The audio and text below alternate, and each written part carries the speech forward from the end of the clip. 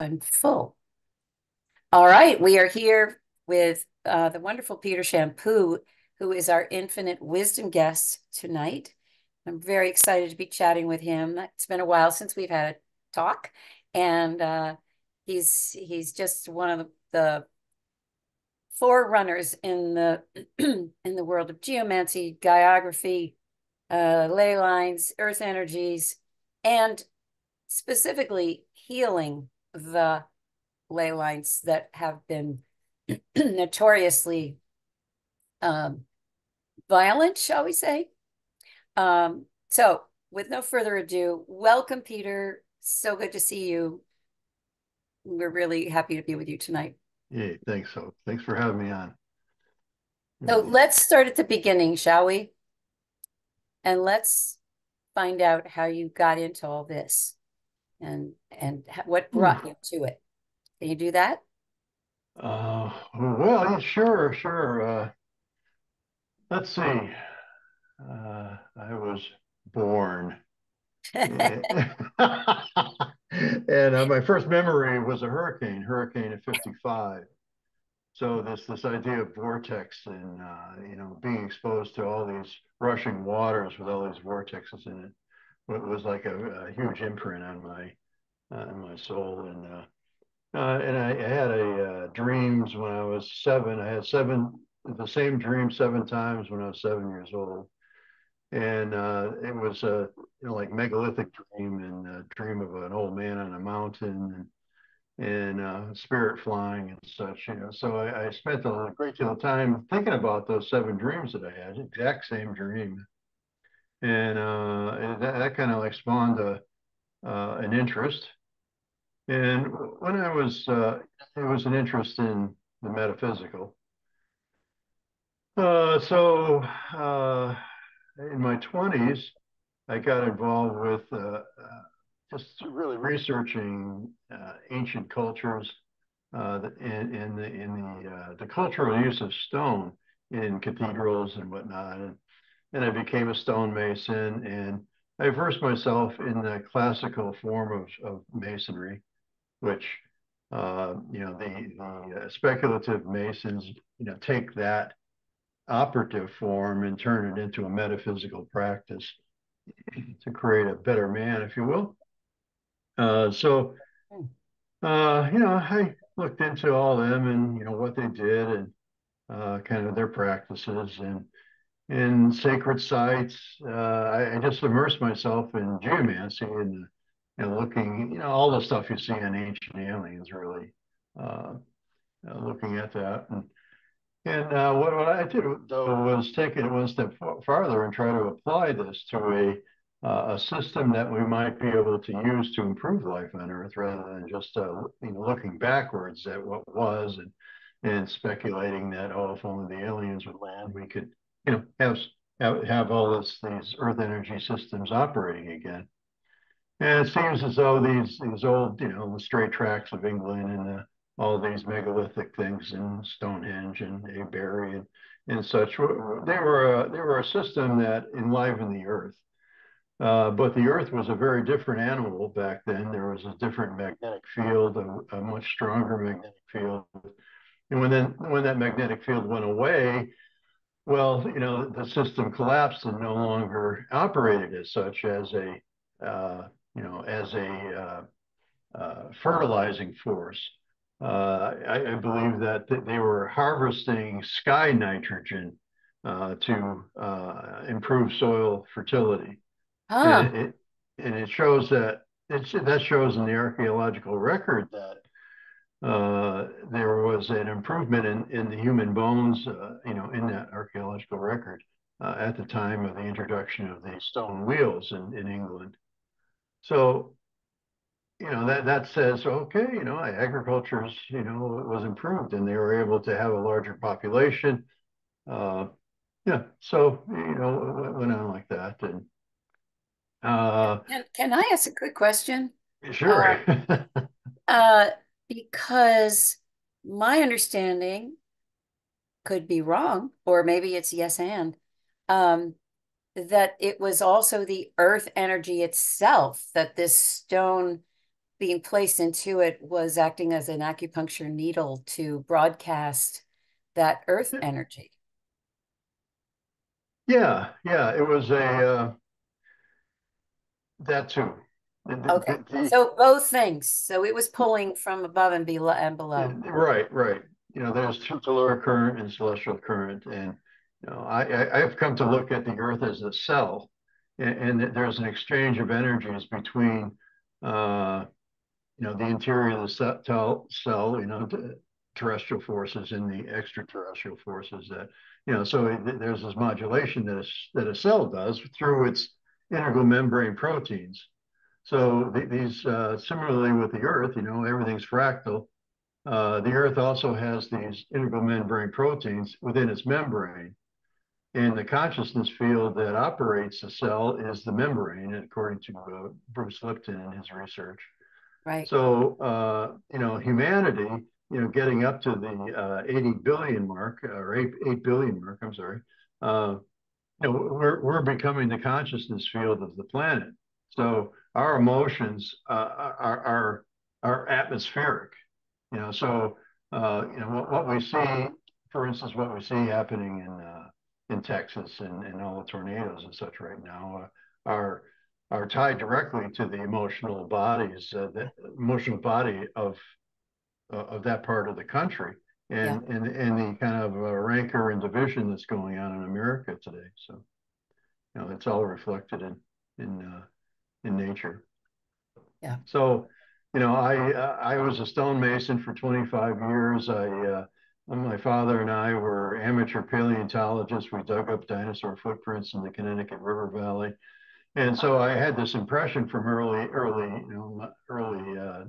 times that you know the Earth was living. You know, there was a signature of life. You know, these footprints. You know, I think digging up that kind of thing and splitting open rock for 25 years kind of informed me, if you will. Rudolf Steiner talks about that gnomes of knowledge are released every time you split a rock open.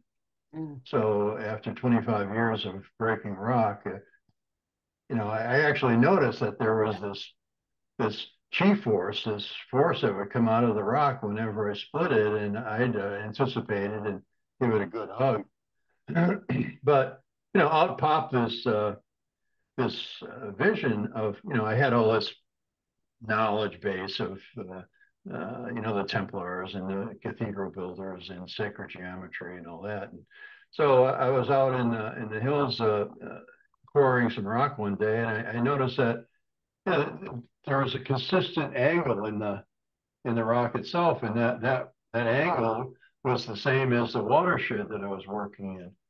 And I said, wow, you know, so, you know, sacred geometry is the, you know, has all these various polygons that are associated with it. And I said, well, you know, if there's sacred geometry in my body and there's the flowers, you know, and galaxies, well, there should be something in between too.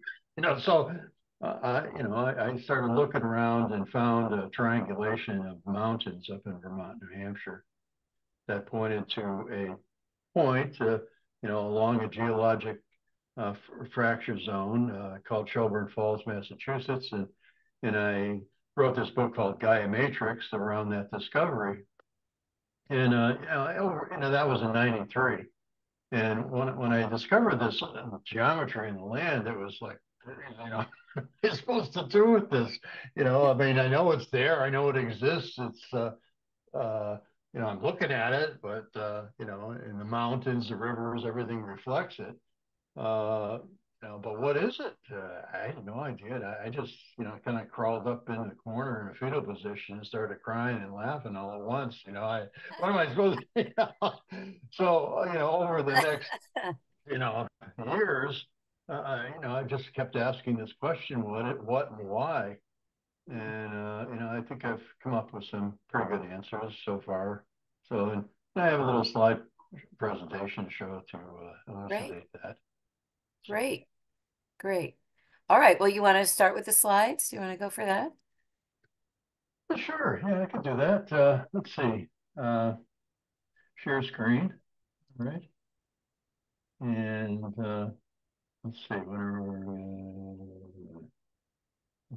which one? Acrobat. Here we go. Share that. And let's see.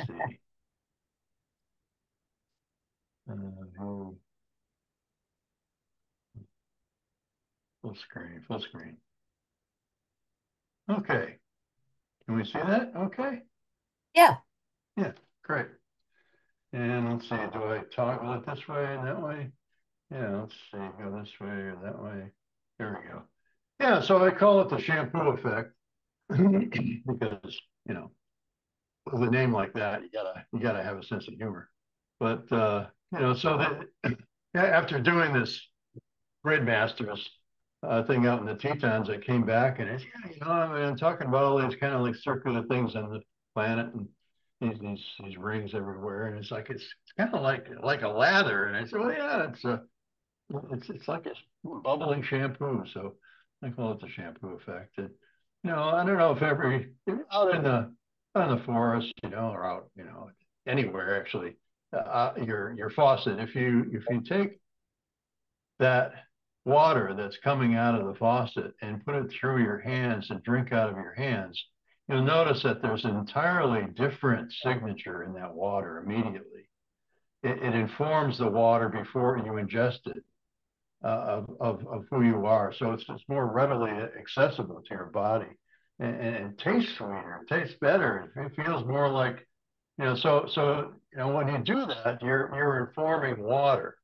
You know, you're giving it a signature, you're giving it a, you know, within our hands, we have this phi ratio. Uh, you know, the ratios within our fingers and arms and everything. It has this phi proportion, the Fibonacci series, golden mean. Mhm. So when you pick up water, you're enlivening that with the geometry of your hands. So that's, you know, that's like the simplest thing you can do to connect with water is to hold it in your hands before you drink it. And you know, that salt, that dirt, that all those microbiome you know, information that comes through is right there along with it. So yeah. I love that. That's uh, very in sync with Veda Austin's work, which you've probably been aware of too. Yeah.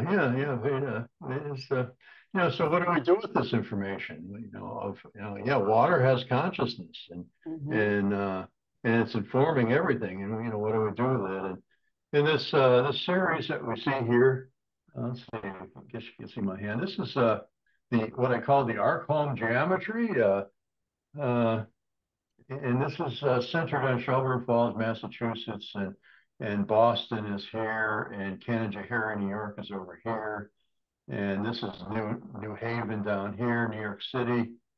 Uh, Newport over here. So it has it was this fleshing out this geometry when I was living in Greenfield, Massachusetts. I developed this, and kind of like what I found was that there are these like circular, like the Mount Muslaki ring was a super volcano, and it has all within this ring are all the White Mountain orogeny. So you have all these various volcanic plugs that come up through the ground there. You know, Mount Washington and Mount Scottney and such. So that it's circular.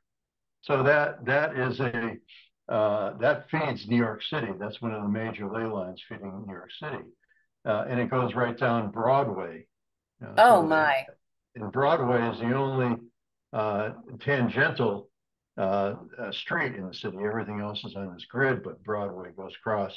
You know, and that's really what ley lines do. There's this, you know, north, south, east, west grid pretty much, and then ley lines go at an angle.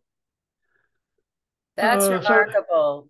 So that's from Mount Washington straight down Broadway. yeah, Wow. yeah, and through Shelburne Falls. So that's you know, that has a lot to do with the Connecticut River Valley, and you can see the green of that. So I call that the waters of peace. And the rocks of peace are the triangulation between Mansfield, Mount Washington, and Mount Scottney. who's, if you take that equilateral triangle and double it, you end up with this greater triangulation, this fractility that's going on. And, so that was the original geometric that I came up with and spoke of in Gaia Matrix. And over here, Trees of Peace, it's a site in the Mohawk Trail in Route 2 in Massachusetts. And that has to do with a connection with the Buddhist peace pagodas that are in that area. So, so that what this is alluding to is that there's this coalescence that's happening around the field.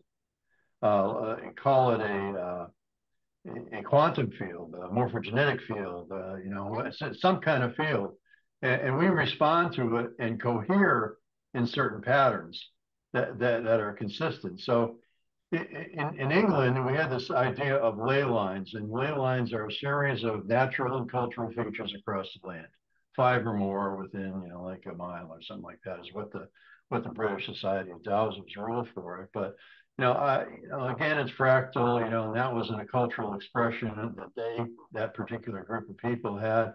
But I just started to take that method and say, okay, what's in alignment? So I started to look for alignments, and one of the alignments that is very well known is a ley line, goes right down the east coast of North America. And that's, you'll see right here, I call it the Acadian ley because it goes through Nova Scotia, Nova Scotia, down to New Orleans. So that's where the Acadians traveled from into. So that goes through Boston, New York, Trenton, Philadelphia, Baltimore, Washington, D.C., Atlanta, Georgia, right down to Teotihuacan in Mexico City. Wow. And then it goes over the pond, goes through Dublin, London, Brussels. It's kind of like a war line, if you will. It goes right through ancient Troy and down into the Middle East. So I'm writing a new book called Deadly Ley Lines, and this is one of the chains, the shackles that we need to throw off the earth and remove from the earth because it's holding the earth back, dimensionally. We need to, clear out all these old energies and to allow the earth to ascend. I mean, it's like, well, the earth doesn't ascend, we're not going to ascend. So Right. So it's like, we need to, kind of like step into our game here. We all have our power tattoos, and we can go out into the world and, wave our hands and things can shift just with intention is what I've been finding. And when you cohere to the forms that are existing, then so what are the forms? I'm trying to keep this short and succinct, but so one of the things I've discovered is, okay, earth energy vortexes, dowsing an earth energy vortex. What you come up with is this pattern here, where you have an inner core and an outer core, and like a counter rotating ring, 2 counter rotating rings. So this was discovered by a man that was living at the Oregon Vortex and had visited many other vortexes and found that there was this consistent geometry. So I looked at that and I said, yeah, I know that from my research as being what the interior of the earth is thought to be. So, okay, so what's that? And so I came up with this geometric, this 9-pointed star, which is, Tesla 369, the Enneagram of Gurdjieff, the Enneagram of psychology and all that, So that's like the signature quantum field thing that I'm finding consistently, universally. So when you look at this, like the inner core is the same size as Pluto, very close to the same size as the moon is. So and then the outer core is the same size as Mars. The mantle is the same size as Venus. Just a very, just a slightly difference in size to the Earth. And then the lithosphere, of course, is the size of the Earth. So, this is how astrology works. We have this quantum field that has a relational dimensional frequency with these planets. So, okay, so all right. Well, what about the orbits? And the orbits, the inner orbit coheres to the same form. So, I didn't know what it was. And then, just this past year, I learned that Einstein had this thing called the Einstein ring of gravity, and that matches the same geometry. So, Oh, we got this signature, this gravity signature that's informing uh, nature on all scales. All right, so what else is at work here? So we have the sacred geometry, sacred water, and or the sacred geometry and water geometry, nature's geometry, all being tied up into this water molecule. This is an original. The hydrogen molecules and attach them as they would with the optimum angle of bonding to the oxygen uh, atom, creating the water molecule. And the relationship set up with all this generates all the sacred geometries. So the geometry of water is the geometry of nature and is sacred geometry. So, within that, if you have the two H's, well, the common vertices create the Vesica Pisces or the ichthys of Christ, which is this fish form. yeah. And that fish form coming down and touching the ring, that was a chord, a geometric chord that was set that generated a heptagon, a seven-pointed geometry, one of the primary sacred forms, you know, and then embedded within that is in this heptagon is the Great Pyramid.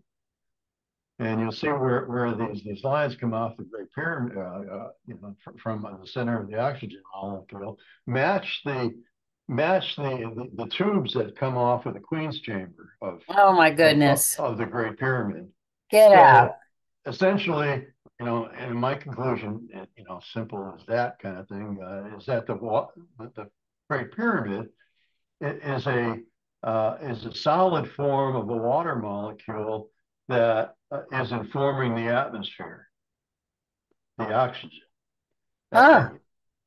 So we'll get into that a little bit more.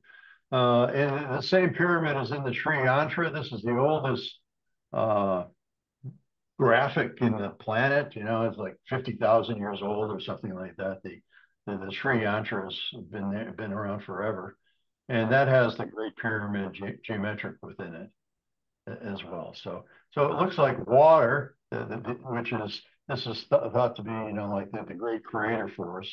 So you have all the sacred geometries embedded within this yantra, and then you have the gravitational field or the quantum field that's informing things. So you have water that bonds, and then the gravity kicks in. So so we have this holy water that's at work, informing planets, sun, solar systems, everything. So this ring form that I'm showing here, shows how the Great Pyramid is implicit to this Earth ring form, Aztec calendar, the human eye. If you ever wonder, what the geometry is, just look in the mirror. There you're looking at yourself. There's a quantum field looking at you. Uh, the density within the sun, same geometry. In Stonehenge, the same geometry. And the DNA, when you look down DNA, it has that same geometry. We are in the image and likeness of God, and God must have chakras, I guess, or the creation must have a chakra system. And many people have identified, well, London is the chakra, and New Orleans is the root chakra, and Mount, Kailash is the heart chakra, or whatever. That's Yeah. But in my read, it's latitude, just like us. We have these latitudinal bands within our body, and so does the planet, and it's called latitude. The 30th latitude, I came to this because all the waters of the planet come to the 30th parallel.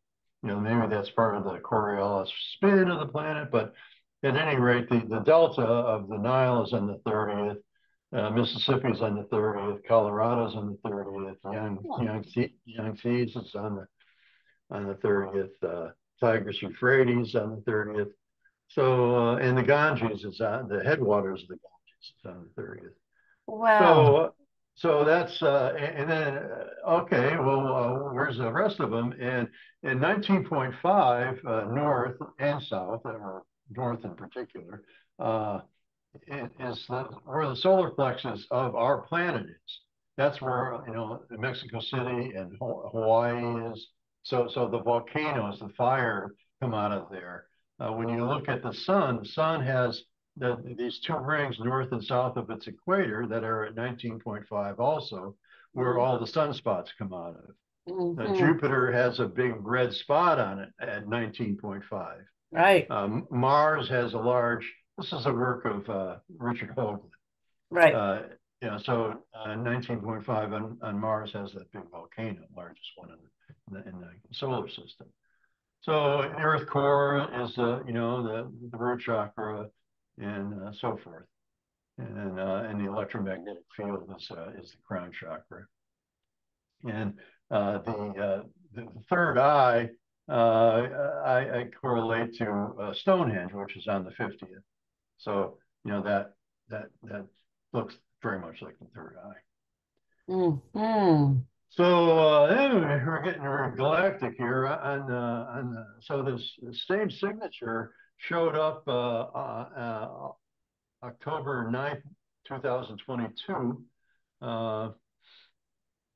when this gamma ray burst came, the biggest gamma ray that they've ever been able to record thus far in modern astronomy. So all the telescopes in the planet, trained their imaging on this gamma ray to examine it. And this is the compiled image that all these of what a gamma ray looks like, and it has the same signature, this quantum signature, or gravity form, or Einstein ring. That's the same as these Earth rings I'm finding. It's the same as the vortex, the Earth energy vortexes that are in our backyard, that are kind of like a fountain of the Earth. It's just like an imaging of the Earth itself coming up. But where's all this stuff come from? And over here on the right, for those who with the pareidolia eye can see that there's a dove in here with the tail and wings and head. But this is the Orion Nebula. So if you look at Orion in the sky, the constellation, the middle star there has a nebula associated with it, and this is a 30 to 40 light years across. So and within it, there's they think that there's like 1,000 suns in this cocoon. Wow.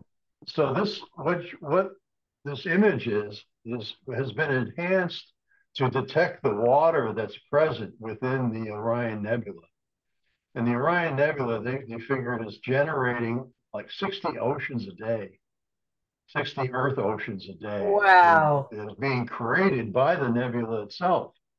So when you form a galaxy, when you form a nebula is an exploded sun, and that sun, every time it explodes, it gets more complex minerals in it.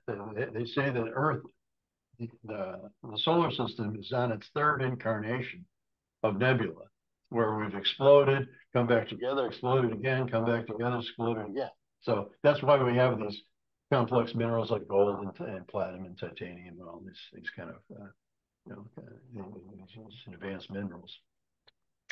So what makes that happen? Water water wants to bond, and when water bonds, you have it comes together, and so that bonding then collects dust. The dust creates gravity. The gravity organizes according to the quantum field. The quantum field starts to spin. the spin ignites the sun, and then we got ourselves a spaceship, traveling the galaxy. So, within that, we have this 90 percentile, 90% water, dark energy, junk DNA, and glial cells. Glial cells are every neuron has 9 attendant glial cells. So when they say, oh, we're only using 10% of our brain, that's because the other 90% is made up of glial cells. So they're just kind of finding out about this in Alzheimer's research, the importance of glial cells. But so their glial cells are attenuated to frequency. DNA is, this junk DNA, if you were to unravel all that from your body, you would have 12 billion miles of DNA, like an antenna system that would extend out to the heliosphere, up to the edge of the heliosphere, from the sun to the heliosphere. So, we're these solar beings, if you will. So, so dark energy. And so I think that there's dark energy, water, these, like glial cells I think are what, it's how our intuition works, because it's frequency attenuation, which moves faster than the speed of light. Frequency is faster than light, where neurons work at the speed of light. So there's something going on there. So applied geomancy. A couple of years back, I guess it was now, I was called from California to try to help things out there to stop the drought. There was, all the reservoirs were emptying, the ground aquifers are going. So I was asked to, see if I could come up with something that would make it rain. So I developed this geometry around San Francisco, whose center point is Buena Vista Park, which for those old hippies is right at the end of Haight-Ashbury Street. So it was where everybody went to trip in nature and such, and do that thing. And it's this hill that's right in the middle of San Francisco, kind of the only nature to be found in that part of the city. So I chose that as a point because whenever these rings all seem to have a node at the center point, like a volcanic plug of some kind, that serves as a standing stone or a connection between through the membrane of the Earth's cell. So I'm using this quantum geometry of 9, which a colleague also calls it a water geometry, but this particular one had all this water associated with it, rivers that were keyed by these points. And down here is NASA and Google and the end of the bay, another continental shelf, and the Farallon Islands are right on that ring too. So okay, and we have the San Andreas Fault powering the works. So it's like, well, we need to also dissipate the energy off the fault. So let's use the energy of the fault as fuel for this water form interesting. to draw in the atmospheric rivers. So we did that in I don't know, October or something like that. In November, we did it in preparation for the rainy season, but it was answered in spades. And we definitely interfaced with the Undeeds. There were some people on the ground who were consummate earth healers and had done their spiritual work and were prepared to ground this in space. And so it was, I did a presentation like this, and there was a group of people who got it in their consciousness. They're all in California, so they got it, and that's And an interesting thing is that here's where that smaller geometry is, but it also relates that the same enneagram quantum form expands in scale from with Sacramento at the next center point. And then these ley lines, the Shasta, Tahoe, Whitney alignment of mountains here, and the coastal alignments of capes and bays and such along here, we're coherent to again to this 9-point geometry. And interestingly, one of the points was the Burning Man site out in Black Rock Desert. And in doing the study, I kind of cited them as they've been doing this for 20 years, and this drought has been kind of progressively getting worse for 20 years. Huh. And being at such a key geomantic point, and doing this fire ceremony and burning this effigy of a man, which is like a horrible memory of our past, when we used to burn criminals and homosexuals and such in these wicker basket men every spring. But they're doing this fire ceremony, honoring the salamanders, and in the middle of August, which is a time of fire. So fire and fire and fire and fires are coming up everywhere, and the drought was happening everywhere. And I said, this has to stop. And I wrote them a letter, but they didn't listen to me. That year they got rained out. I don't know if you can remember last I year. It do. was Yes, very well. yeah, yeah. So I laugh about it, but this is some big powers we're working with here, and you have to remain humble Peter, when let working me with let them. me just pause here for a moment. Yeah. I have lots of questions, but one of them is just for our guests, our audience here. When you are determining, for instance, the park as the center point or Sacramento as the center point of this geometry, are you doing that through dowsing? No, I've intentionally avoided dowsing. Okay. I look for geophysical indicators Okay. like geographic, Gaia-graphic. How does the living in geometry emerge from the land? What are the center points? Yeah. Interesting. Uh, yeah. So Okay. this particular study started because of a spiritual center in Sacramento.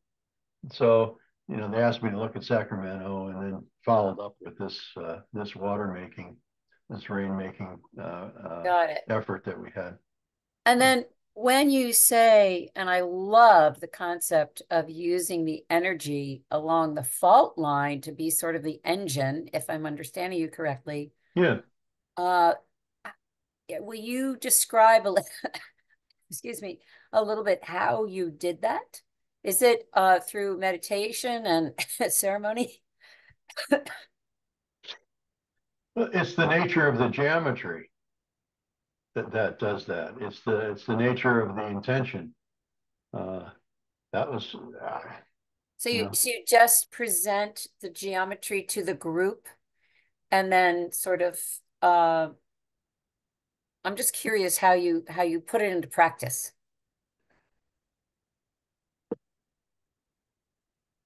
all this is vortex, and vortex needs flow, and the slippage that's in the San Andreas Fault is a flow. So you put a vortex form at the, not going, it can't be static, it shouldn't be static. And it was ideal because it's just off of, see how it's skirting right along the center inner core of the vortex. Yeah. So, so because of that movement so it's taking that movement and translating it instead of taking that energy, which is, when the earth renews itself through volcanism and earthquakes because it increases piezoelectric charge in the mantle of, or in the lithosphere of the Earth. So if you take that force of the Earth energies, the gnomes, if you will, uh, and channel in collaboration with the Undines, and use that force to get the spin going. It's like a static spin, if you will. We're looking at it's just sitting there, but there's actually a dynamic spin, because that's what this geometry does. It's a planetary spin. It's a galactic spin. And it's this Earth energy vortex spin. Got it. So it's just utilizing the existing forces to facilitate the activation of a consciousness field. And the consciousness field is whatever you put into it through intention, and it has to be, clear, focused intention. We are, I mean, Jesus said you can do this and greater things, so it's like, well, man, go for it, you know. Yeah. Yeah. Yeah, Yeah. Yeah. so it's So that gets the wheel spinning, so to speak. yeah, that powers the works. Yeah. Got it. Okay. Fascinating. And there's another ley line, the Cape Bay Point ley line that comes down the coast there. Also, it is, the San Andreas Fault is part and parcel to that particular alignment. Uh-huh.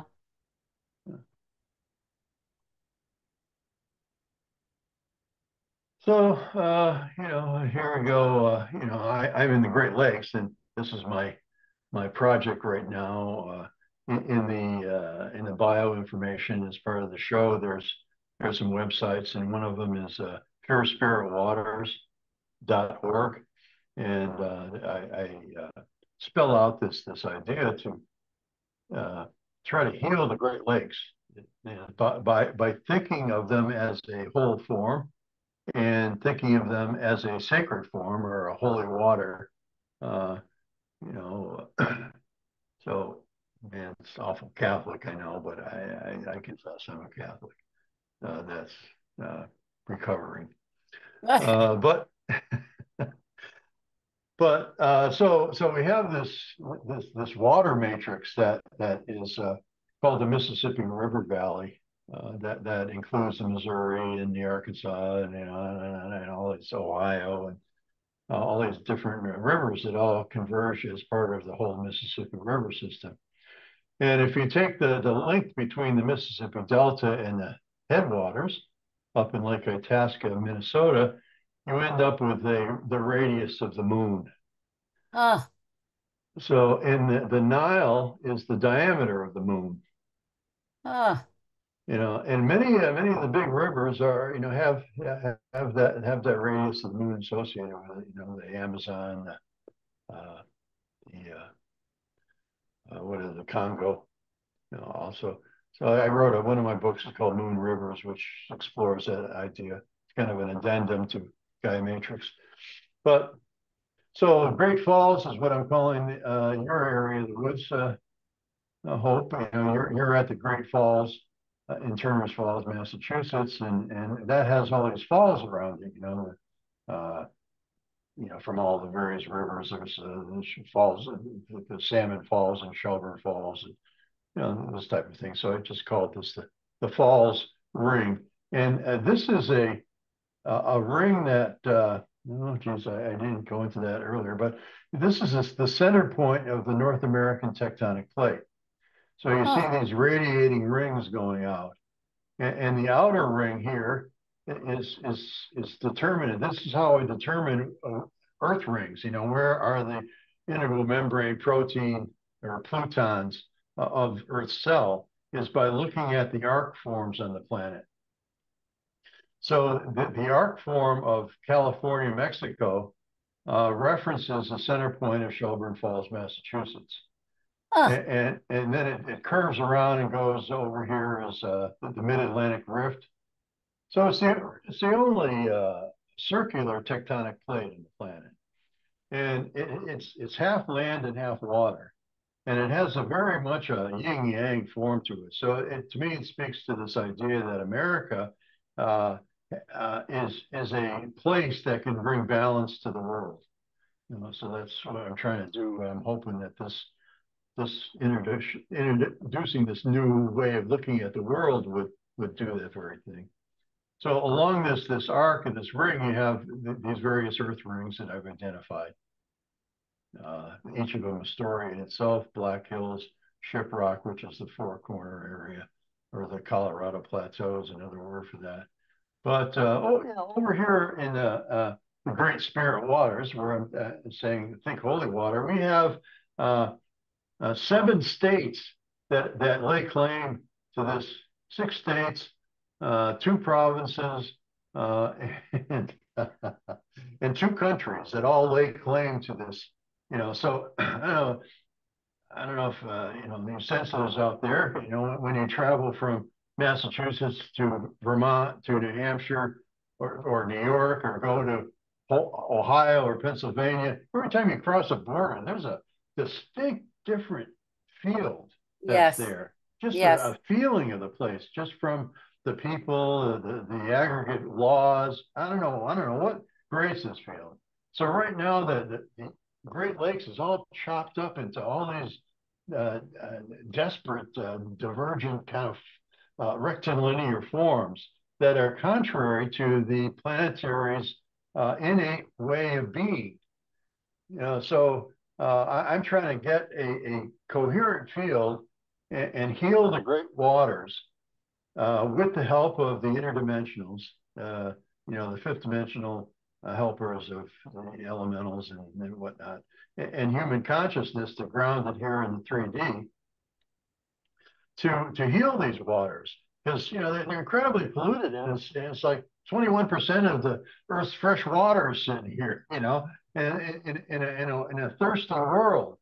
So we have to clean this water up, and so I put out a letter to Veda that what do you think? Can we make some kind of impression on this to drop all this pollution out of the lakes, to purify it, to clean it up, and so you have all these different consciousness fields chopping it up. So I'm trying to create a holistic consciousness field around this Oh, to make that this. is fascinating. That is Yeah. really fascinating. So I described that in purespiritwaters.org.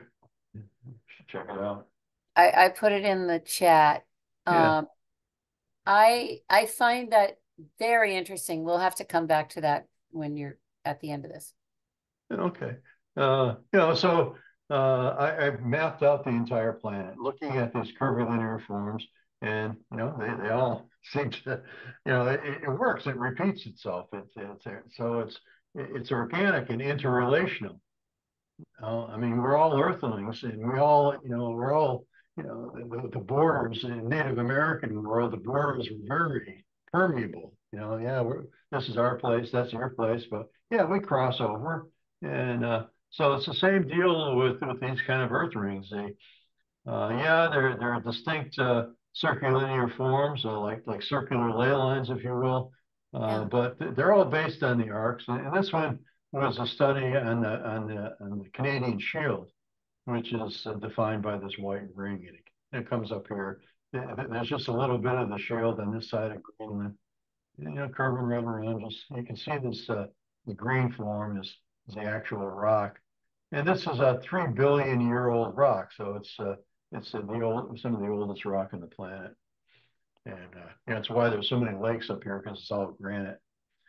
So every time that there's a thaw, the Great Lakes increases water. So it's just the spin dynamic that, the spin of the water goes towards the equator. So it fills up the Great Lakes. Where's But, the water coming from to fill up the lakes? Is it coming from Hudson Bay? well, it's coming from all the snowpack and everything that are in all Oh, those okay. lakes and then it just goes through the ground and through the spin of the earth comes out at the Great Lakes, because the Great Lakes don't have the watershed to supply the lakes with the water that they discharge. Right. And so there's springs and such that are feeding these lakes, and I think it's coming from the Canadian Shield, Mm-hmm. and up from the bottom of oops.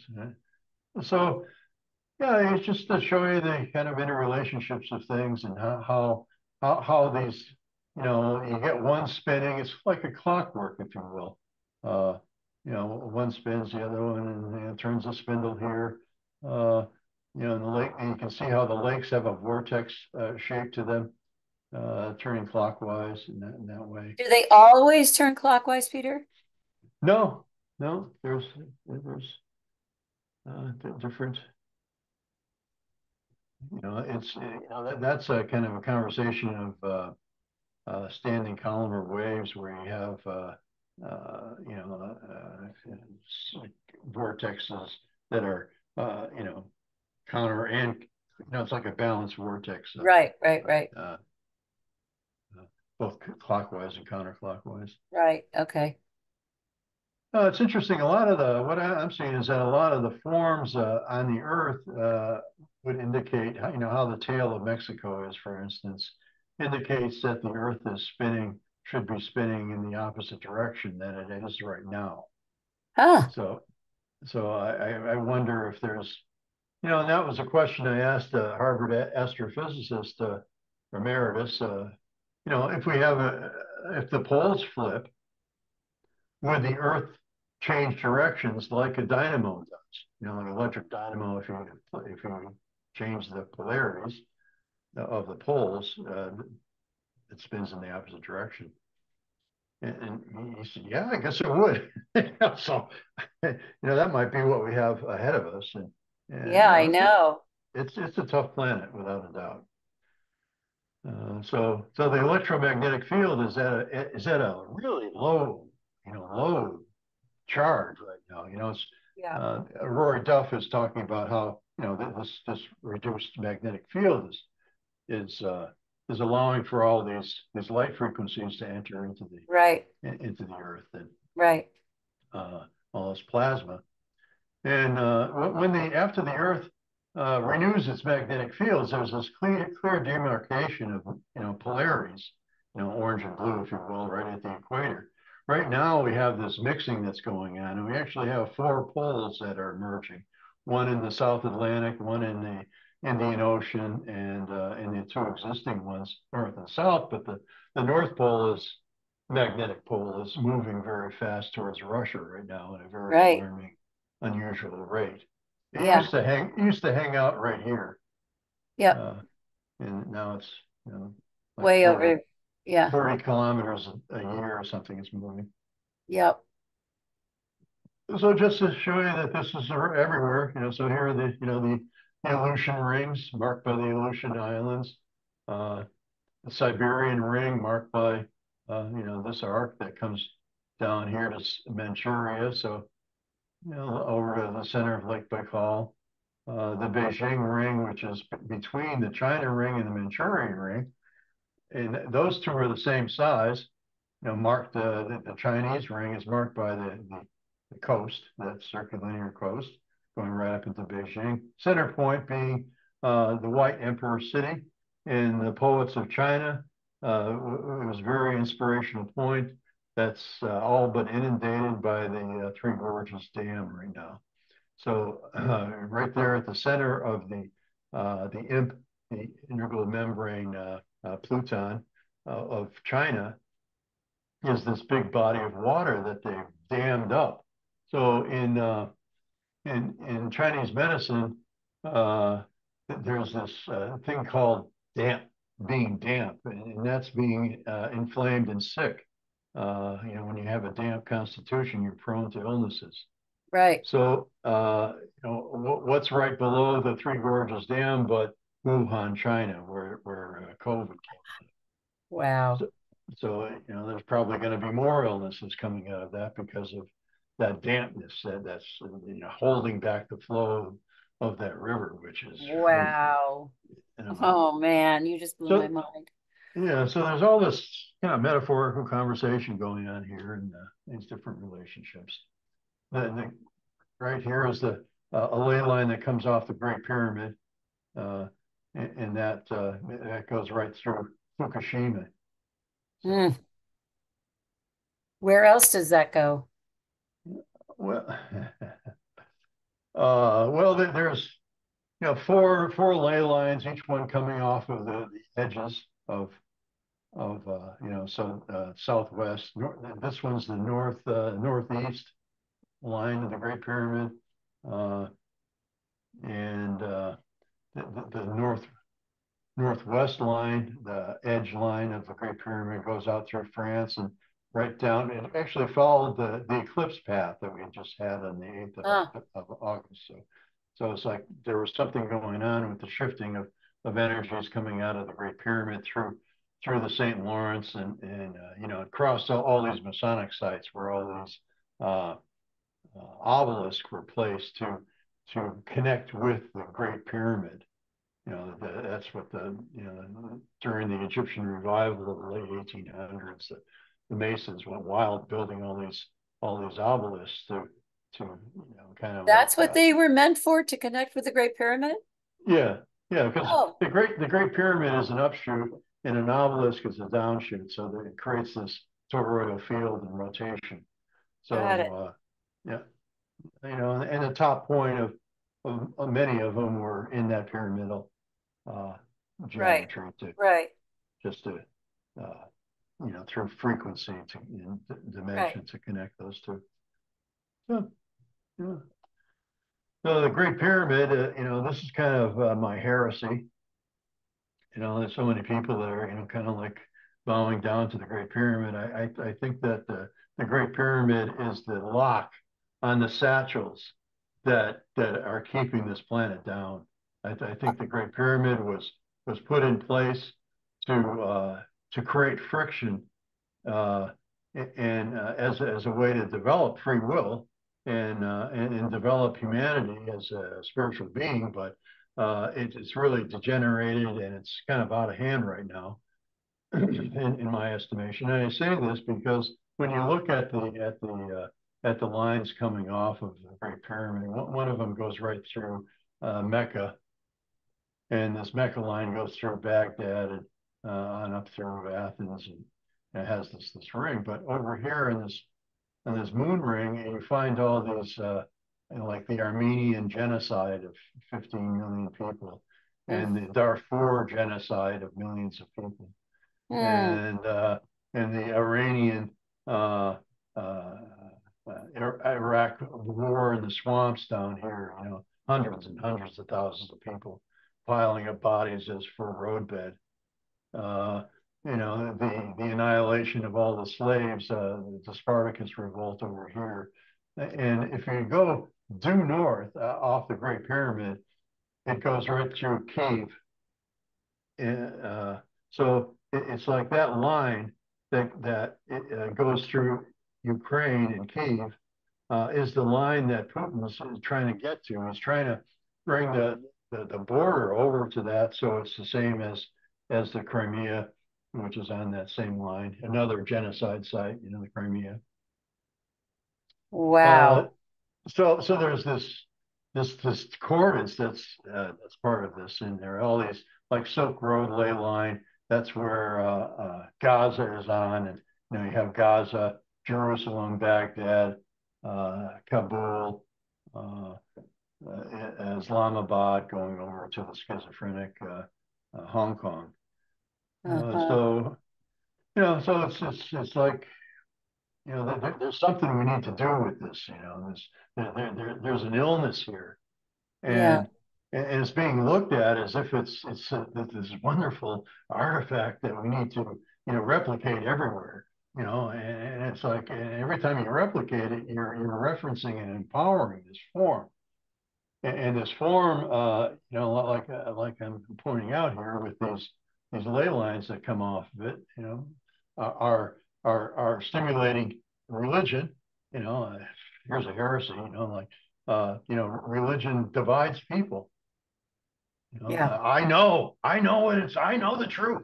You Yeah. don't, and you have to be part of my truth. Otherwise you're Yeah. gonna lose your head and all this stuff. Right. Right. And so and it's also a meme of of a top-down consciousness of Yes. a, you know, that's what it's become. But so my thing is like look at it as a water molecule, and look,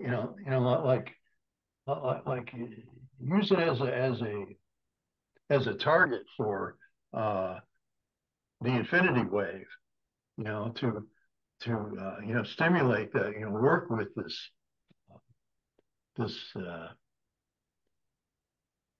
this water molecule that the Great Pyramid was at one time, functioning as in forming the biosphere of a certain consciousness. So it's obviously an alien artifact. Yeah. Uh, you know, Do you so think, Peter, do you think originally it had a different function, or is it just degrading what it, I mean, it's always been a lock. What do you think?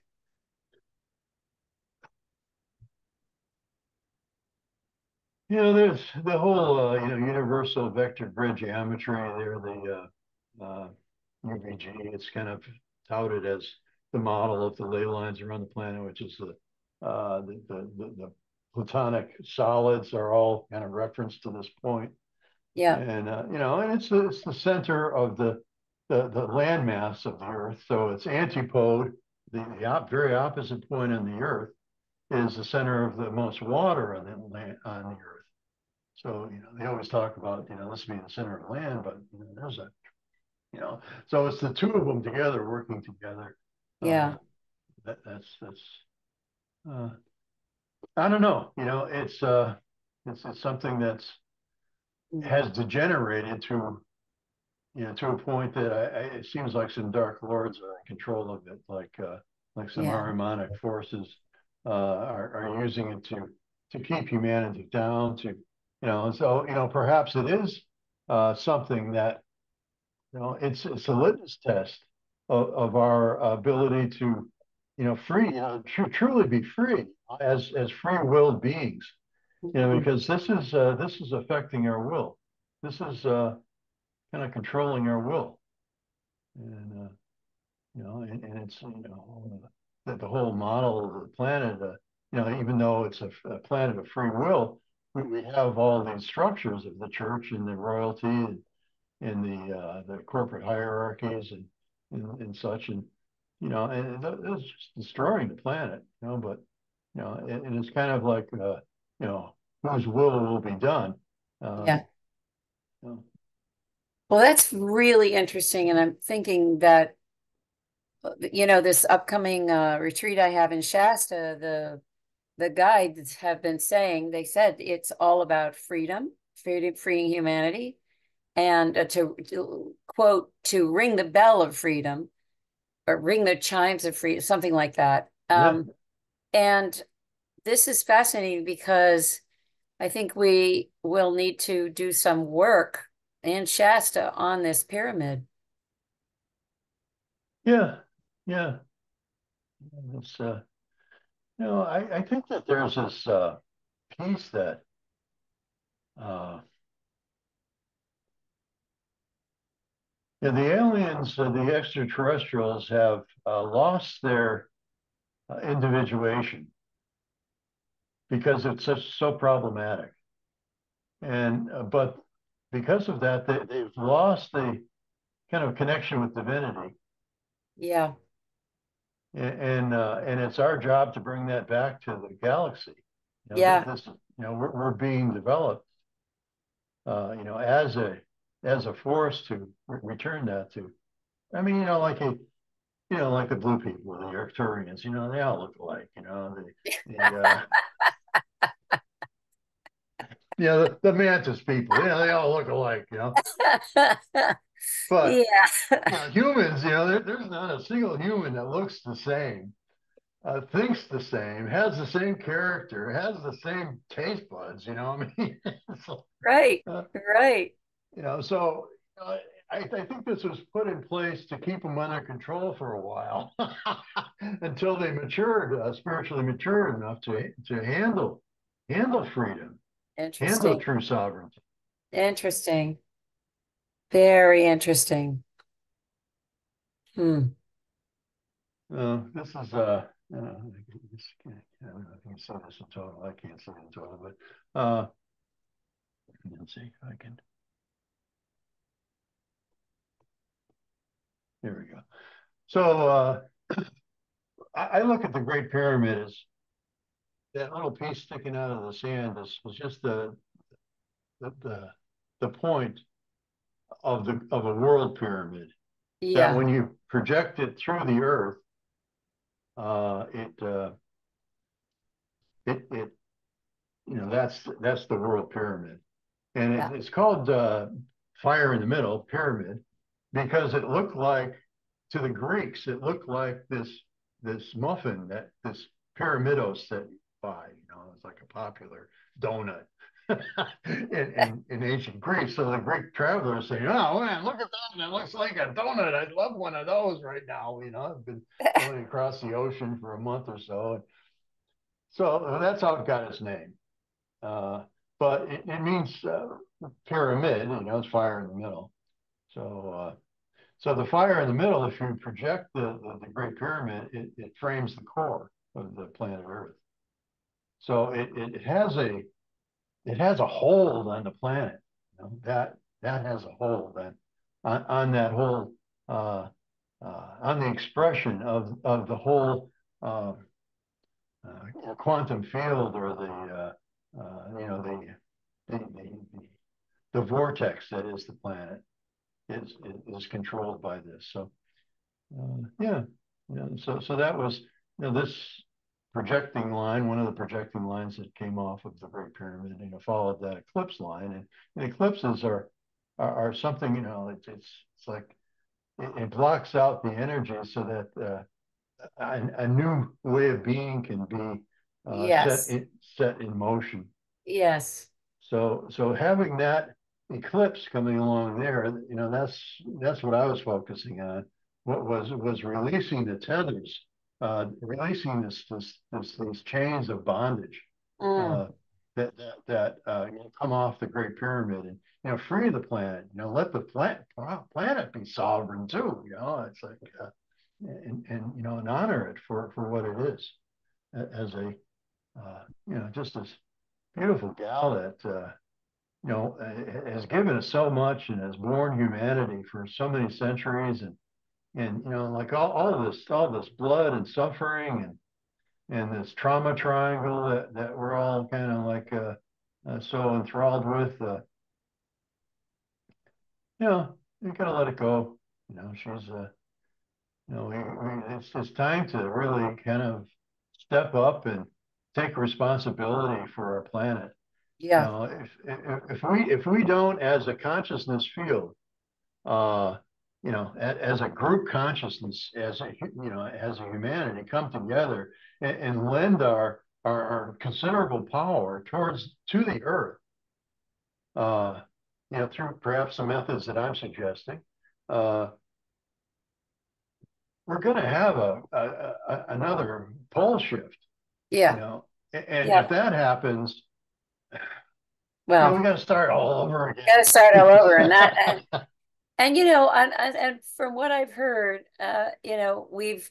we've passed the balance point where there are enough awakened folks, almost, if not already, where we won't have to start completely over like we have before.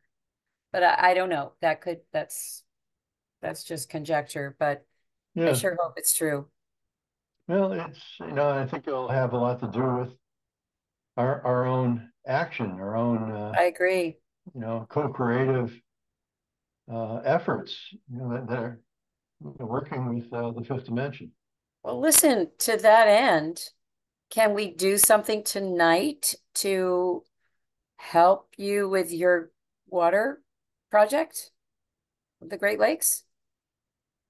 Well, yeah.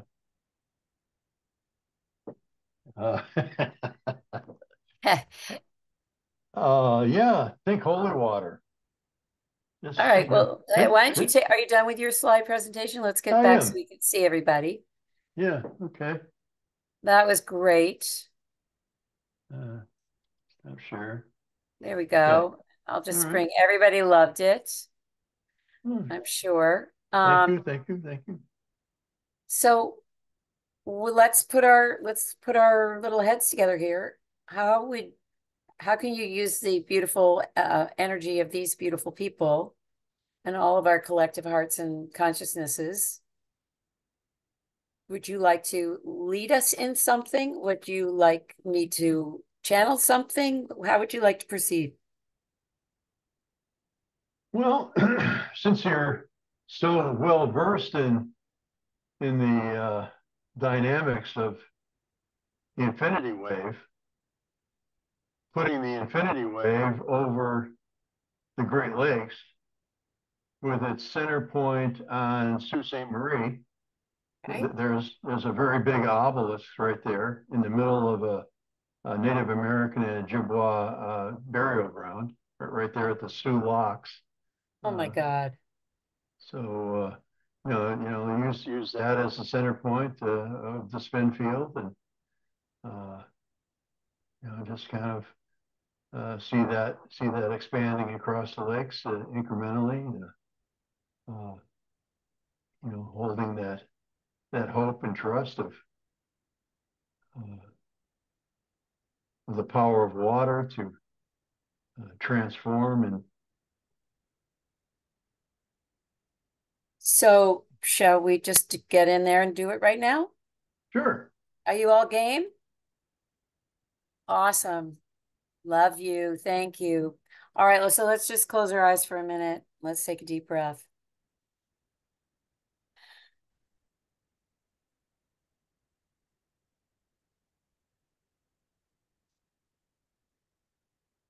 Okay, so as Peter said, let's imagine let's make it small to begin with. Just focus the nexus point, the center point of the infinity wave right on that obelisk in Sault Ste. Marie. You don't have to know what anything looks like or anything like that. Just, you know what an obelisk looks like. And just put into your mind Sault Ste. Marie. And let's just place the wave right at the top of that obelisk for now, almost like a pinwheel on top of it. And for me right now, it's turning counterclockwise. So if it does something different for you, that's fine. Let's just get that rotating nicely. And as we do that, what's occurring to me is that traveling down the obelisk is the love and compassion of the wave. And it's almost like reducing the obelisk to a hollow shell. Let's just let that happen all the way down to the ground and into the ground. Because nothing diminishes nastiness better than love and compassion. So we'll just let that drip down that obelisk and into the ground.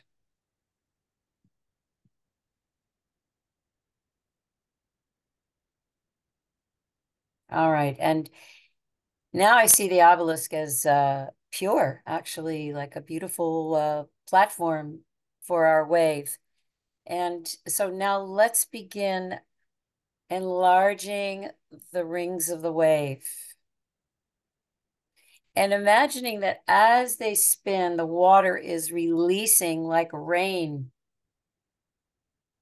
showering down as the spin happens on all the land and all the water that it hovers over.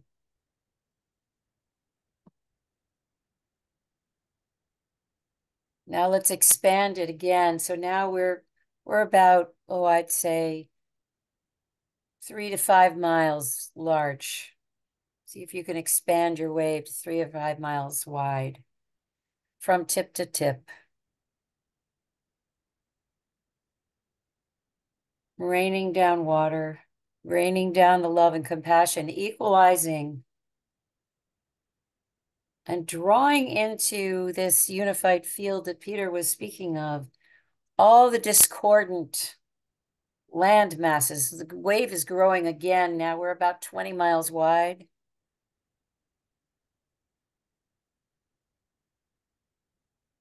Knitting together at the same time that it melts away this discordant energy, all these varying states and ways of thinking, ownership, mindsets. So it's melting, melting, melting all that away as it informs the space with new ideas of love and compassion, of equanimity, of balance. Again, the wave is growing. We are now 50 miles wide.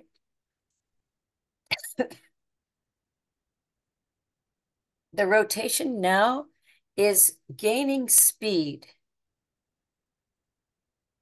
like a giant pinwheel. And the watery essence coming off of it is increasing.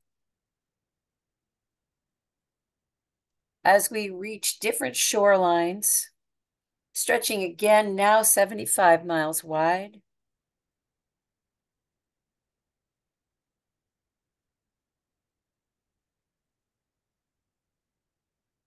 And the great thing is we don't have to try to imbue anything with our love and compassion. It's already there. Okay, we're getting bigger again now, 300 miles wide. And at this point, it is rotating quite quickly.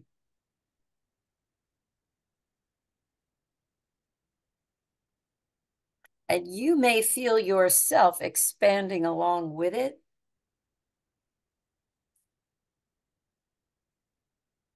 And you may feel the rotation.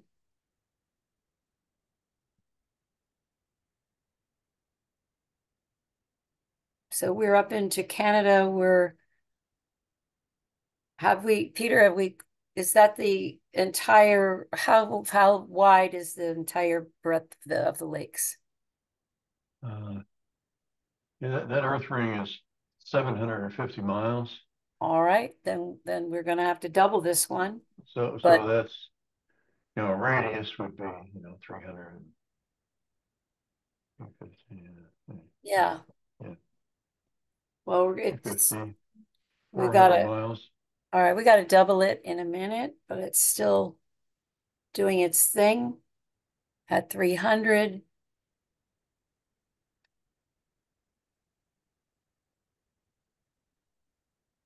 All right, let's take it up a notch. Let's double it again. Let's put it up to the full 750. Wow.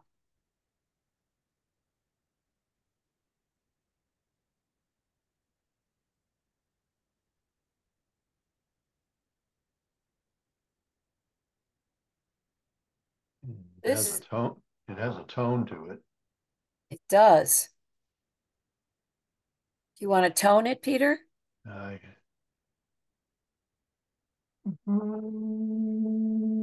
Let's all do it.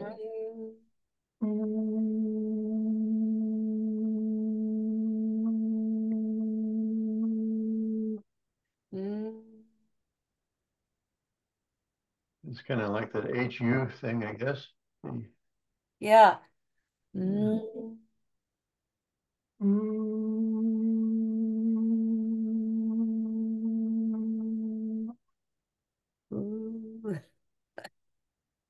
Ooh.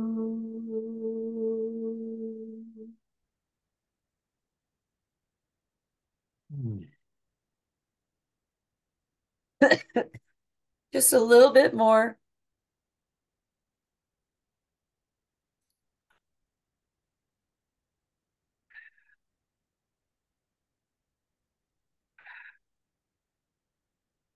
All right, starting to slow down now.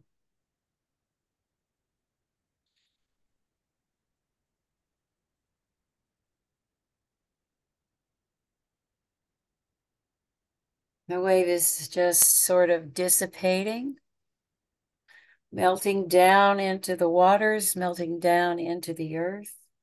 not getting smaller, staying imprinted on the land and the water.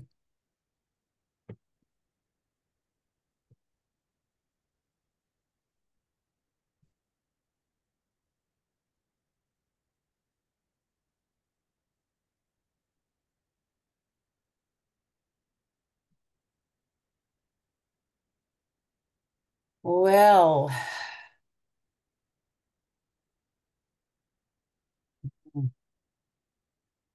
that was big medicine, y'all. That was, wow, that was wild. Thank you very much. Oh my gosh, thank you. It's a pleasure to be in service for such a noble cause. Wow. And just to feel the energy of that spin. Wow. Well, when we get to Shasta, we're going to do that again. Okay. And we'll tell you what time we're going to do it so you can tune in with us. Thank you. Yeah, that would be great. Absolutely great. And we're also going to do a practice with that pyramid.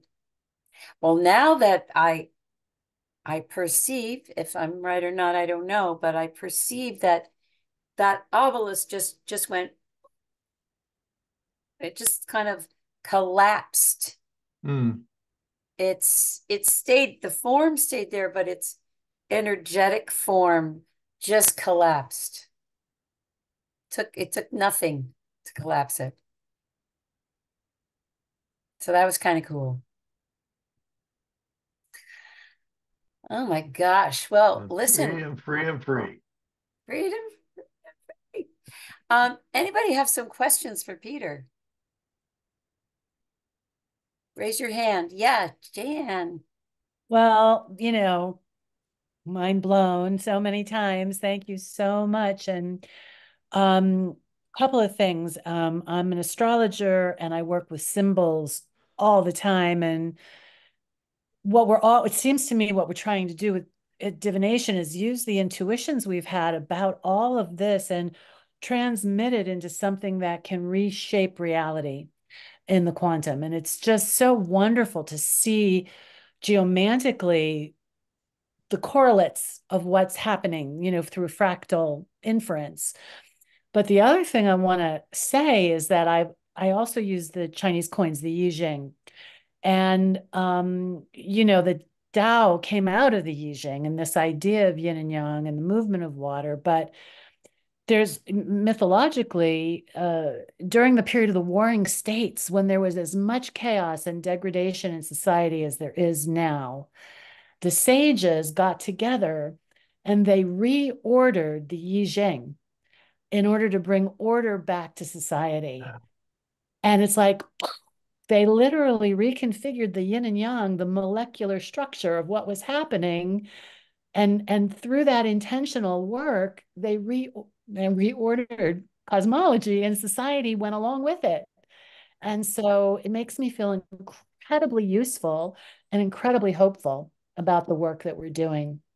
So, and then of course, Hope's work with the infinity wave just makes it all possible, puts it in a tool, that beautiful watery tool. So thank you, thank you, thank you. That's what I have to say.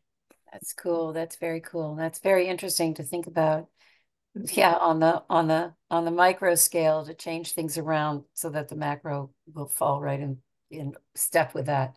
I love Yeah, that. astrology is one of the signatures that has been in my life a lot. My brother, oldest brother, was an astrologer, so you know that that's an earth ring. That's a quantum field that you're uh, delineating there. It's yeah, and of course the coin, the Chinese coin, same. It's the same quantum field. That's so yeah. Thank you, Jan. Fantastic. Anybody else have a question or a comment?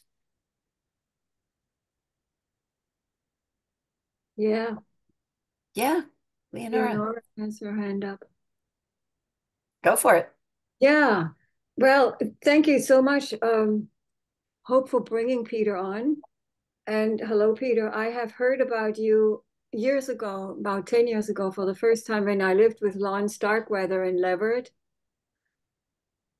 And A good friend, Alon. yeah, I knew him until his last days. And I lived with him on his property. And so you were kind of a household word. And then subsequently, here in Great Falls, I found your book at the Nolumbeka event about a couple of years ago, and you signed it. I have to say I haven't read it, but I leaf through it and I find the maps and the drawings so fascinating.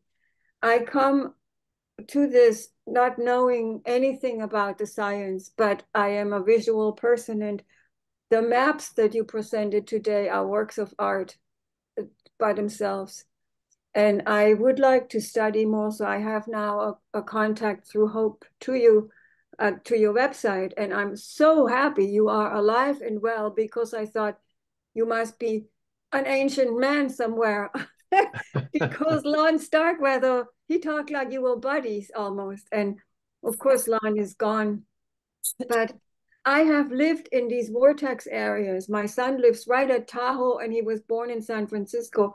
I lived in Stuttgart, which is right on an important ley line that goes from Scandinavia down to the Mediterranean. And this summer, I hope to meet German geomantic students. So it's from the periphery, but I feel bathed in the energy that you're putting out there, and so enriched into an entirely new orbit. That's all I can say. So I cut it short, but this is a very special evening. Thank you so much. And I feel so privileged to live on this planet. I have just one question. I'm very involved with electromagnetic fields in my apartment here in Great Falls, very impactful and not good. And compromising human health. And the talk comes up a lot about the satellites that are being shot by Musk into space, and the electromagnetic field of the Earth becoming less and less because of that shield of satellites and the garbage in space. Do you think it really affects the world detrimentally? Are you concerned about it? Yeah, very much so. It's a suppressive force that's, again, it's the work of Ariman trying to suppress soul forces to keep humanity from fulfilling their purpose. Right. And you look at the sequences of COVID forms over the past 100 years or so. The COVID first appeared during the Spanish flu, and that was when they introduced the radio waves. And with each successive introduction of a new type of transmission, we've gotten a whole stronger, another form of COVID that appears. And I don't know if you remember, but the only people that were out during COVID were all the technicians putting in the 5G transmitters everywhere. Yeah. So the only ones that survived that onslaught were the ones that have an electrical system strong enough to bear it. It's really affecting the planetary field, and unfortunately, it's another type of warfare that it's a spiritual warfare that I think is called for in action to correct these issues.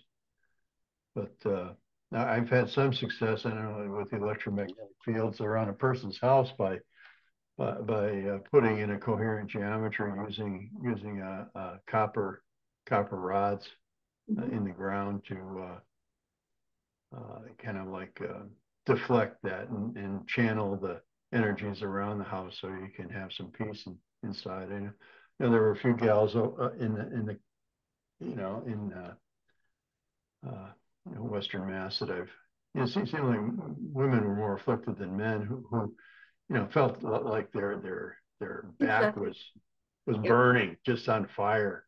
And the only place that they could find relief was out in the forest between some rocks. They'd have to go out there and sleep. I sleep outdoors in September. Yeah. But it's cool. It's a good thing, actually, as long as I don't get bombarded from church towers, the steeples where the Wi-Fi towers are, but it is a very big difference. Right. There's such a stoop. That was one reason why I had to leave the valley. Was I every time I went into Greenfield, there was such a tremendous agitation in me that I was just going insane. And I drive west out the trail and kind of go up through Heath and Holly and going up and down all those hills. And when I was on top of the hill, I felt good. When I come down the bottom of the hill, where all the electromagnetic waves would settle into place, I get that agitation again. And so it was really troublesome adjusting to that. So I think I'm finally kind of acclimated to this new electronic atmosphere that we're dealing with here. But there's an override, it's a scale override. That's what Earth Rings offers us.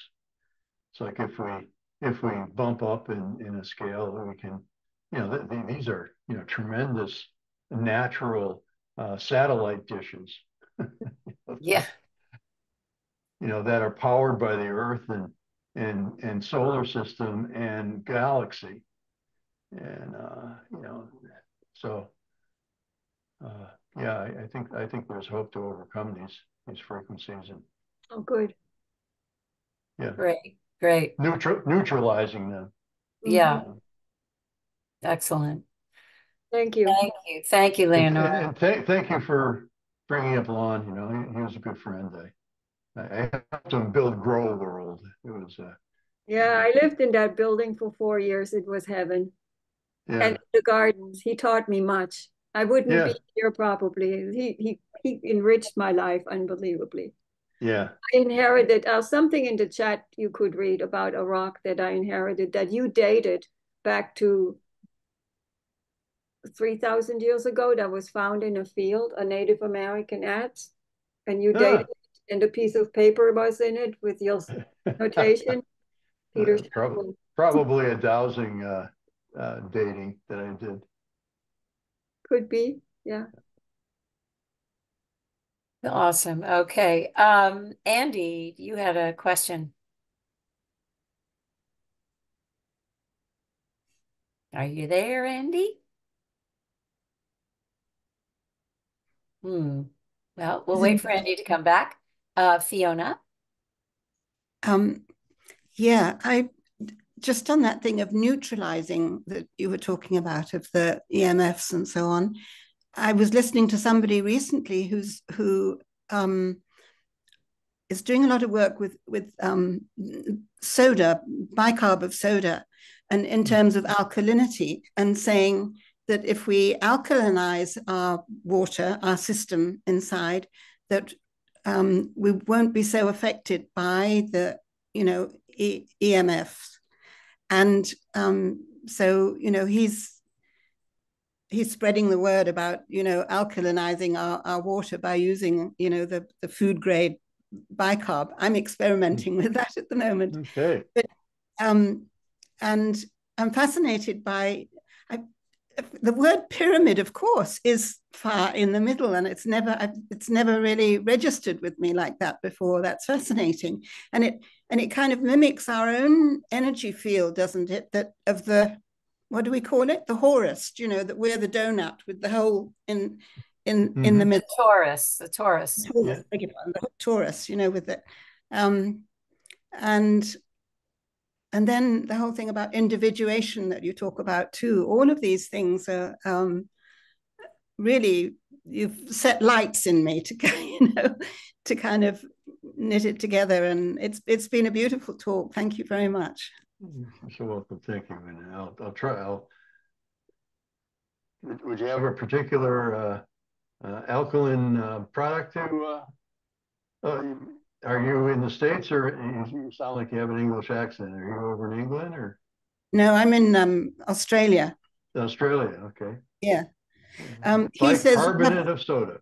yeah, but you have to really look, because he says there's industrial grade, pharmaceutical grade, food grade, and industrially they make it, I think, and it has kind of ammonia products and hydrochloric acid, so you don't want to touch that. But the natural bicarb from a mineral, I've got one from my health food store, and you have to look at it really carefully. It says that it's from deposits of mineralized sodium bicarb extracted by natural water process that uses no chemicals. That's what you need to look for if you're putting it inside you. Yeah. Okay. Yeah, I didn't show it, but the Earth ring in Australia is delineated by the arc of the northern side of Australia, and the center point is where they blew off the nuclear bombs, and the English had an atmospheric test program there in yes, Maralinga, and they put down sacred geometries on the ground, and then exploded these, like it's such a terrible thing, destroying an atom. It's so anti-life. Yeah. Yes. Awful. So that, healing that form there, like that fire form that was at the center of that Australian ring would perhaps heal some of the problems that environmentally Australia is experiencing. Oh, that's interesting. Mm. That is interesting. Astrologically, I don't have any water or earth in my chart. And there was an astrologer who said to me he felt that I was grounded in fire. Wow. That's interesting, Fiona. Wow. Yeah, that was Mark Borax who said that on mine. Oh, okay, that makes sense. Well, I'm glad you're working with the infinity wave then. Yeah. All right, let me say hi. Andy, did you want to come on again? You want to try? Can you hear me now? Yes. Great. I wanted to say hi to Peter. I was a neighbor from High Meadow. I'm Andy in Washington and Hartwood. Yeah, Andy and Ghani. That's what I thought. Yes. Yes. Hi, Andy. Wow. I thought I recognized you.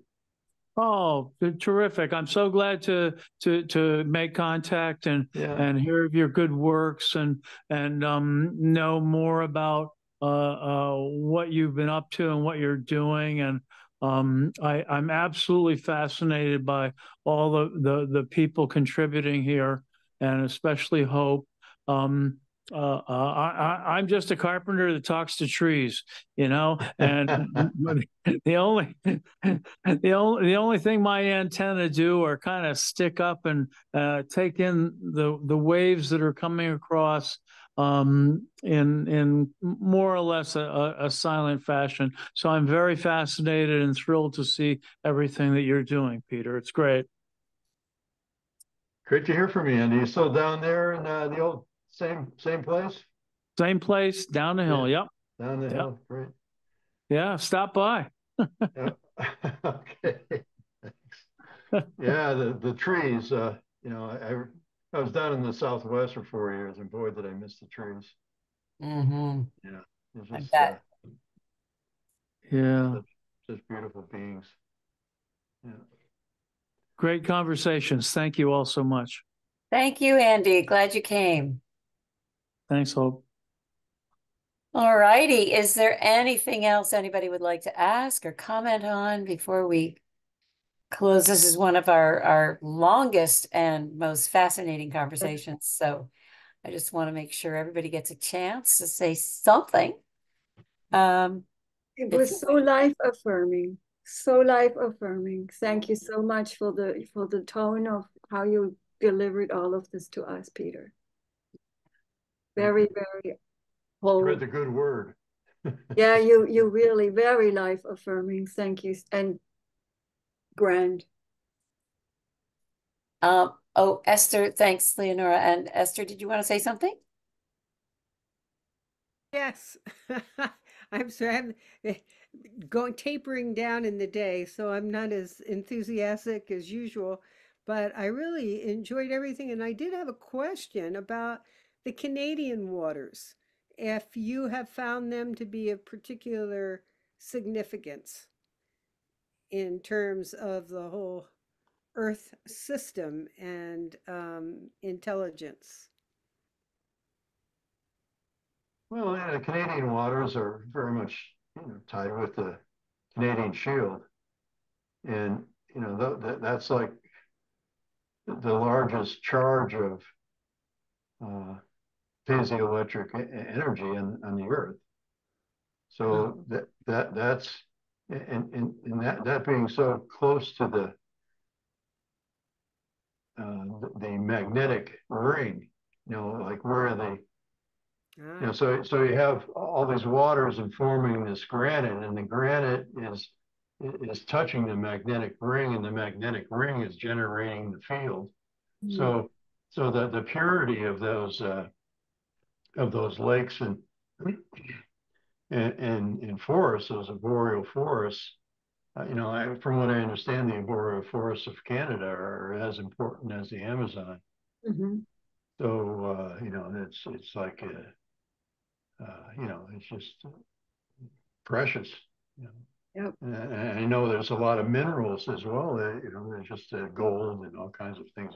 There's this thing called the Ring of Fire that they're trying to mine of gold up there. It's a kind of controversial thing where they have to put a road through the boreal forest and destroy a whole mass of woods and biosystems to make it happen. But yeah, I think it's very much an important part of the whole planetary biosphere. Mm-hmm. To have it so empty as well. Yeah. And it's a place for the forest people as well, to abide. Mm-hmm. Bigfoot, and Yes. I think that there when this whole fifth dimensional conversation that we have has to include them. Yes. We lost when the colonials came and wiped out the native mind. What a loss that was to humanity in total. To have that worldview, not be with us. And the Earth has lost it too. It's like for millennia, the native people have been going to sacred sites and going to many of these earth rings that I've identified have a center point that's a sacred site. Yep. So the act of ceremonially going to sacred sites and praying was an act of world maintenance. Yeah. And the Bigfoot do the same thing. Sasquatch do the same thing. Their fifth dimensional consciousness, interfacing, communicates celestial and terrestrial forces and maintains the world. And they've retained the memories. It's just, they just like to live the way they live. Mm-hmm. Mm-hmm. But as we gotta make room for them. And Canada is really their domain, all up in those boreal forests. Yeah. Wow. British Columbia and such.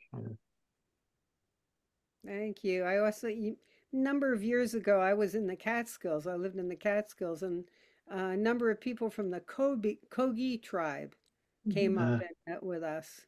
And they left us with the request that we go to those sacred sites, whatever sacred sites we had access to for an ceremony. And I was last year I got to go to Yosemite for the first time which is just exquisite, natural cathedral with a friend, also very attuned to Mother Earth. And, just, I definitely, um, bow to the earth wherever I am, but in those particular sites to be with another kindred being, sharing a heart and love of the earth and doing ceremony, even if it's very simple, with you can have a rattle or not have a rattle, but if the heart is there, it's just something I think we all can do. And just Absolutely. Yeah, there's that conversation is when that Arvel Looking Horse, who was the pipe carrier of the White Buffalo Cattleman pipe, 900 yeah. rural 19 generation thing. Yeah, every June 21st he has World Peace and Prayer Day, and / Honor Sacred Sites Day. Ah, So he's asking everybody to go to your local sacred site. And back when I was kind of getting going with these sacred sites and such, he was coming to Western Mass a lot, and we got in a conversation, and he said, the ancestors have told me to honor sacred sites, but why do they want me to honor sacred sites? And it was like, okay, so and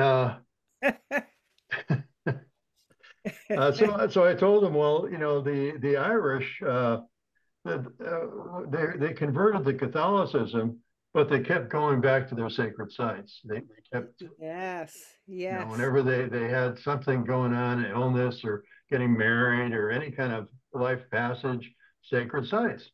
So the Pope said, well, we'll fix this. We'll just put the churches on the sacred sites.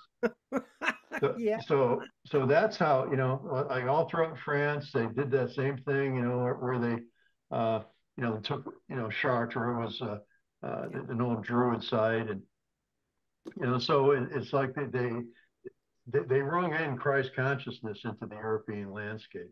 Like every day they all had mass at the same time, and they rang the bell at the same time, and kind of imbued the whole landscape, and imbued the sacred sites. But now there's, the churches are all empty. All these sacred, I'm not going to church, but underneath that church is a sacred site that's been honored as a world maintenance place for centuries. Like Chartres is just it's a tourist site. It's not really a holy place anymore.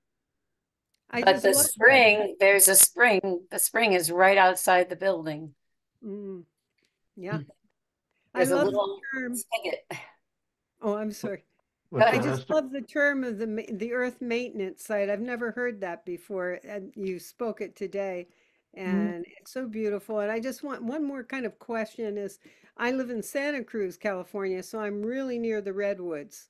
And they're around, and some really huge ones are within 30 minutes. And I would love whatever you have to say from your perspective about these magnificent beings. The verticality, huh? Andy knows this one, but yeah, the trees. And there's just so much written about trees. The magnificent redwoods with their, their grounding celestial forces, terrestrial, and bringing up. Yeah, they're like a megalith. Yeah, it's so ancient. They've seen so much, know so much.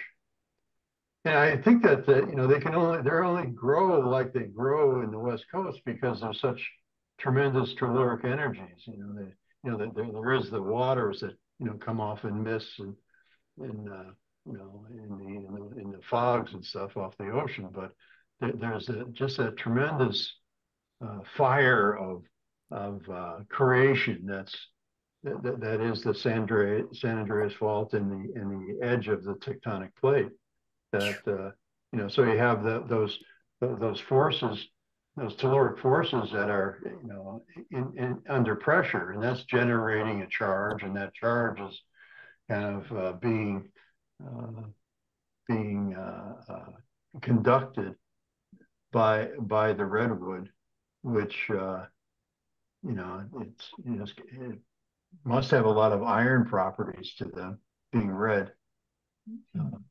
I'm so glad you connected a bridge for me with what you just said, because I never made that connection before to the telluric, but it made so much sense because too, the redwoods regenerate with fire.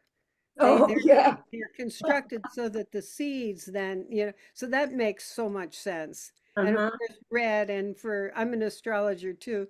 Red Mars, it's like that color of the fire, particularly the primal Aries fire. And they seem to have all those characteristics. And being in there, I go up there to the Henry Cowell Forest frequently because they're some of the most giant within here. And it's like they have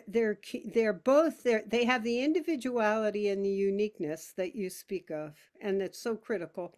But you'll have a redwood with the same trunk that'll grow like this off of the same trunk, and each one going up becoming majestic and just huge.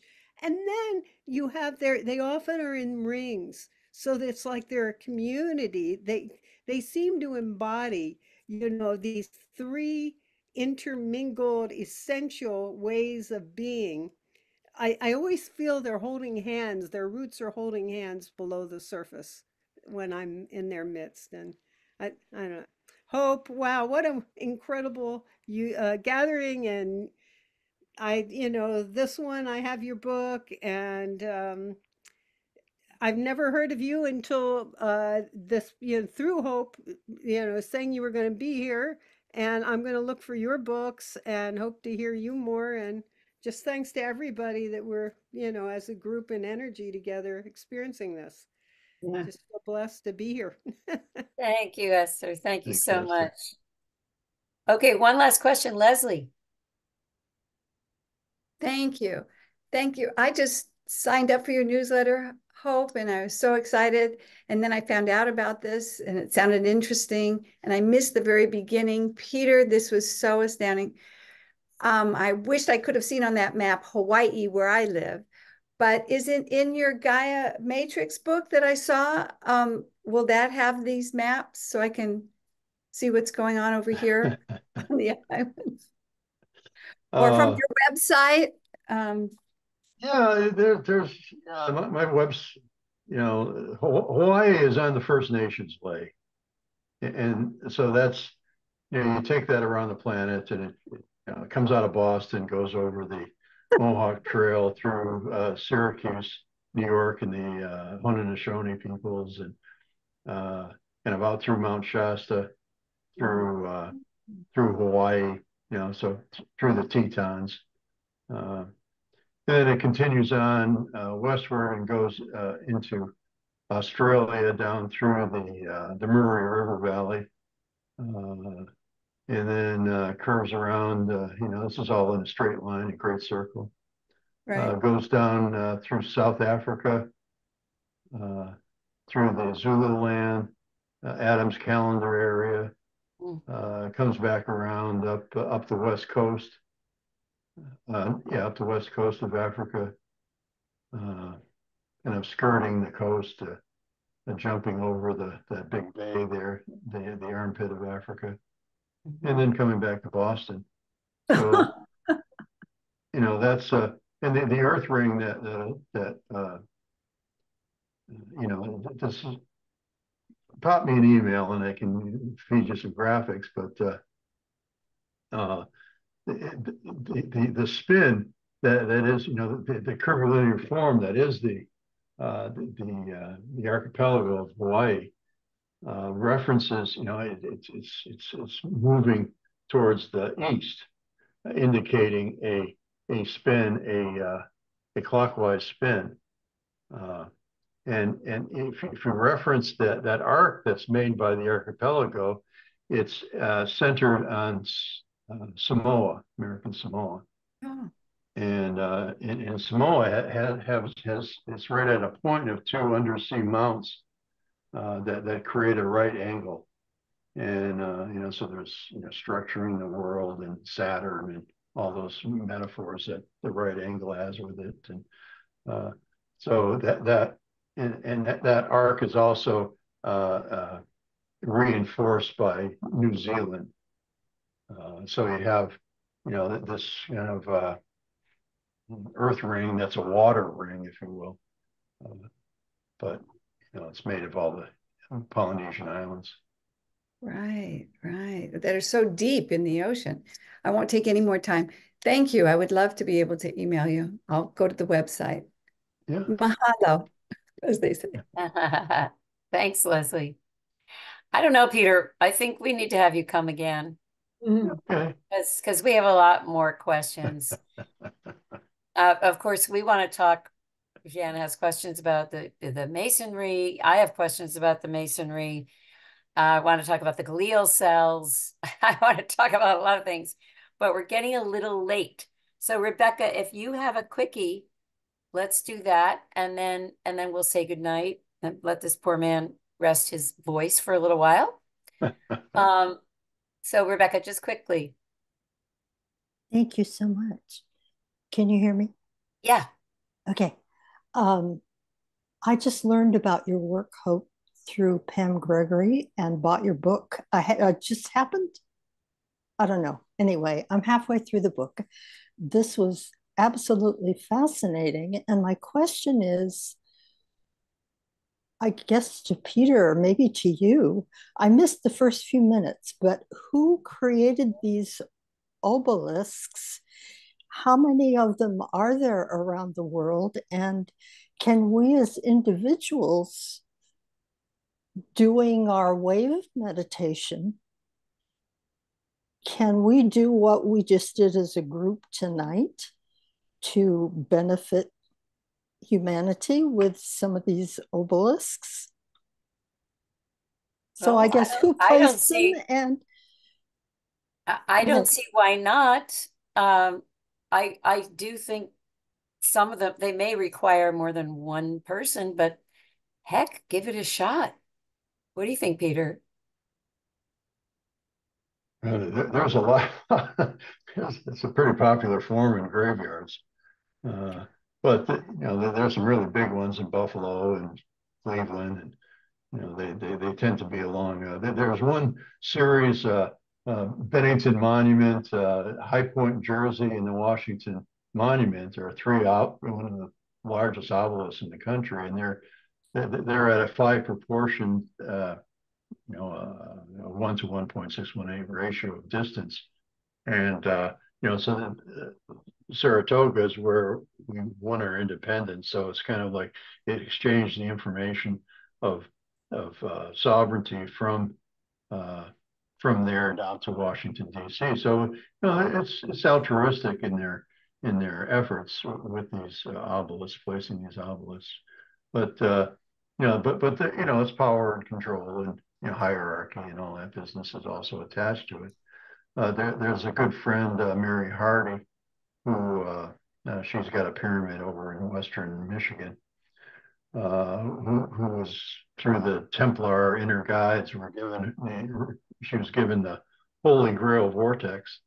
You look that up on the web by Holy Grail Vortex, and she goes around placing this Holy Grail Vortex over these obelisks to change the frequency.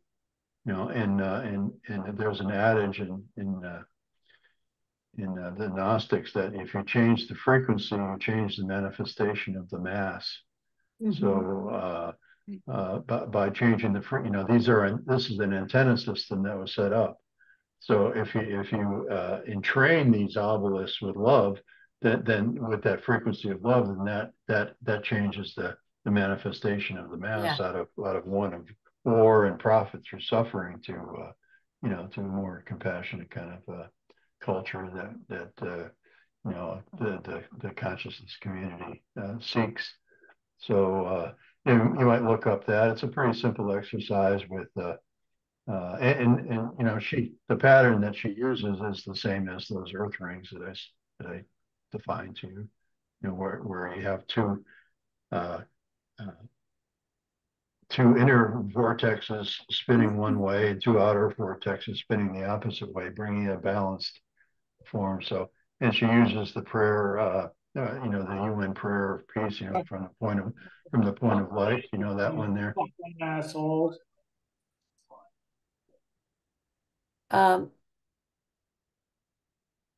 just Googled maps of obelisks around the world, and there are some maps. So you can look at just in the US, you can look in Rome. There are lots in Rome, as you might imagine. And so that's right there on the web. Yeah. So with this love and compassion and unity, do you think it's possible for one person? I just love this wave. It just, there aren't even words. So is it possible to be able to dissipate the energy like we did as a group tonight, do you think? I don't see why not. You should solicit the help of the interdimensionals and and your own spirit guides, and it's always good to have more than one person, because these are some mighty forces that you're wielding, so it's good to have help. Thank you both so much. All right, friends, we are going to wrap it up. What an incredible evening, Peter. Yeah. We're definitely going to have you back if you will come. And this was just fantastic, absolutely fantastic. Spread the good word. Yes, sir. We will. Okay. And we'll be in touch with you about other things. And so thank you all for coming. I'm going to stop the recording now.